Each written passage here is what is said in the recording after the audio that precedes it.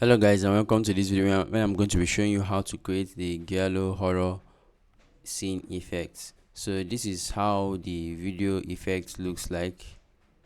So to create this kind of scene, all you have to do is to go to Higgsfield.ai, sign in or create an account, and then click on apps. Once you've done that, go to the Giallo horror scene here, click on it.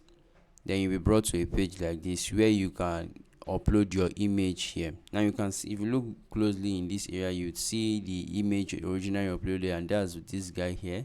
So you can upload an image here, click on generate image for it to create a static image, or you can switch to the video to create something very similar to what you have showing on your screen here. So now you don't really need to go to the studio to create horror films. Now all you have to do is to upload and click generate, and your video would be ready in few minutes. So that's it for creating this particular horror scene effects. Let me know what you guys think about this video in the comment section. I'll see you guys in the next one. Do have a great day, guys.